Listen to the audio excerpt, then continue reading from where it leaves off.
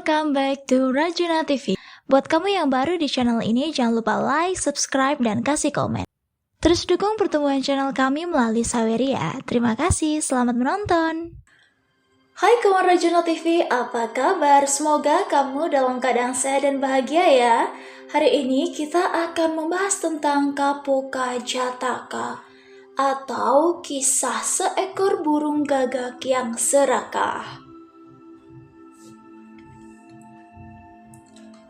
Suatu ketika, Brahmadatta menjadi raja di Benares. Dan saat itu, Bodhisatta terlahir sebagai seekor burung dara. Penduduk Benares di masa itu sangat baik. Mereka menggantungkan keranjang jerami di berbagai tempat sebagai tempat berlindung dan bersenang-senang bagi para burung. Seorang juru masak dari seorang saudagar besar di Benares juga menggantungkan keranjang di dapurnya. Dalam keranjang inilah Bodhisatta tinggal. Ia pergi keluar di pagi hari untuk mencari makan dan kembali lagi di sore hari. Seperti itulah rutinitas kehidupannya sebagai seekor burung. Suatu ketika, seekor gagak masuk ke dalam dapur. Ia mencium aroma garam, ikan, dan daging segar di sana. Gagak itu sangat ingin mencicipi ikan dan daging itu. Gagak itu berusaha mencari cara supaya dapat memakan ikan dan daging yang ada di dapur. Hingga sore telah tiba dan ia melihat Bodhisatta pulang dan masuk ke dalam dapur. Keesokan harinya, burung gagak itu kembali ke dapur di saat hari masih gelap. Saat itu juga Bodhisatta keluar untuk mencari makanan. Kemudian gagak mengikuti Bodhisatta dari satu tempat ke tempat yang lain seakan ia adalah bayangannya. Bodhisatta pun bertanya, "Mengapa engkau mengikutiku terus, teman?" "Tuanku, tingkah lakumu membuatku sangat kagum. Karena itu aku mengikutimu," jawab sang gagak.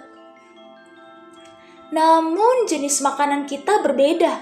Engkau akan menemui kesulitan jika mengikatkan diri kepada saya," ucap Bodhisatta.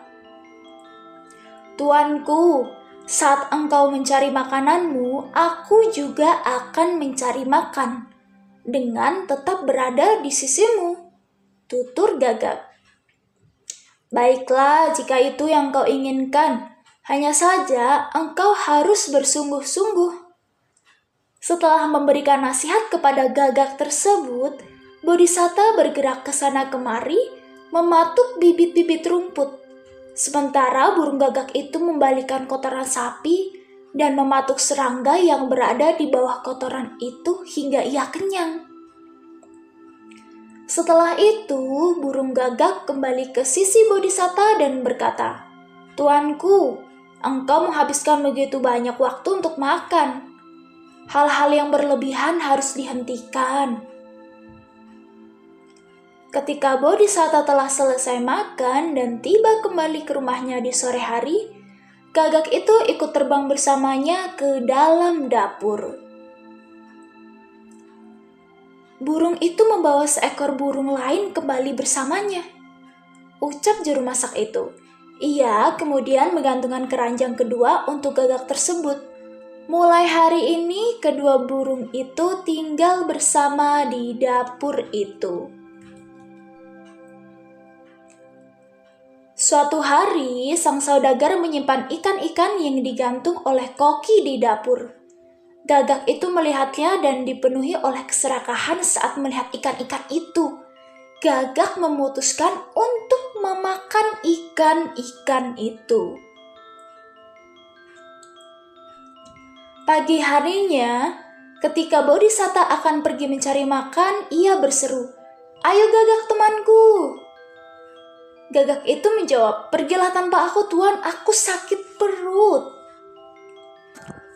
Teman, sebelum ini saya tidak pernah mendengar ada gagak yang sakit perut. Benar, gagak menderita pusing setiap 3 kali jaga malam. Namun, jika mereka makan sebuah sumbu pelita, rasa lapar mereka akan reda saat itu juga. Engkau pasti mengincar ikan di dapur ini. Ikutlah bersama saya sekarang. Makanan manusia tidak cocok untuk dirimu. Jangan bertingkah seperti ini. Ikutlah dan cari makan bersamaku, ucap Bodhisatta. Sungguh aku tidak mampu, Tuan, jawab gagak itu. Baiklah, perbuatanmu sendiri yang akan membuktikannya. Hanya saja, jangan menjadi korban keserakahan. Tetaplah bertahan, ucap Bodhisatta. Setelah Bodhisatta memberikan nasihat tersebut, ia terbang pergi untuk mencari makanan seperti biasa. Setelah Bodhisatta pergi, sang juru masak mengambil beberapa jenis ikan, kemudian membumbui ikan-ikan itu dengan cara yang berbeda. Ia mengangkat tutup pancinya agar uap panas bisa keluar, kemudian meletakkan saringan di atas salah satu panci itu.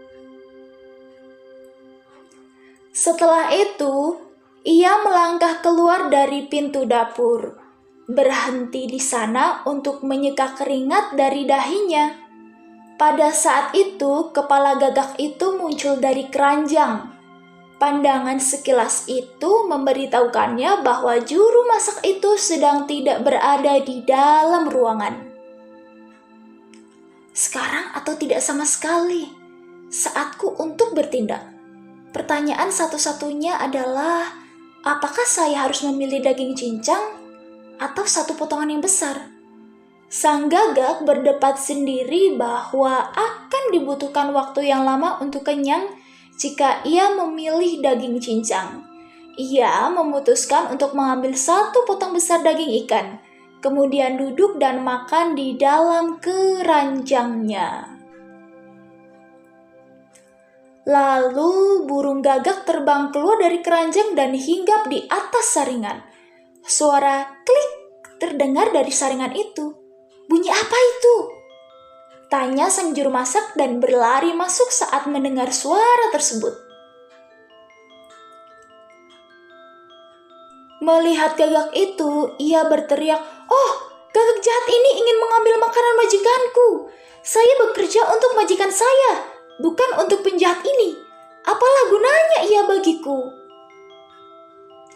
Kemudian juru masak menutup pintu, lalu menangkap gagak itu dan mencabuti semua bulu dari badan gagak tersebut. Kemudian, ia menumbuk jahe dengan garam dan sejenis buah, mencampurnya dalam susu asam. Terakhir, ia merendam gagak itu dalam asinan tersebut dan melemparkannya kembali ke dalam keranjangnya.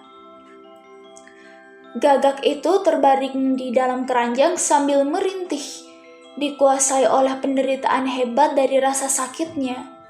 Sore harinya, Bodhisatta kembali dan melihat kondisi gagak yang menyedihkan itu.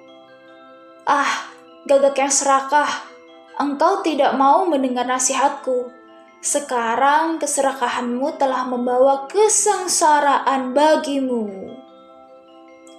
Setelah mengucapkan kata-kata tersebut, ia mengulangi syair berikut ini. Orang keras kepala yang pada saat dinasihati memberikan ketidakacuhan pada teman-teman yang berbaik hati memberikan nasihat, pasti akan binasa.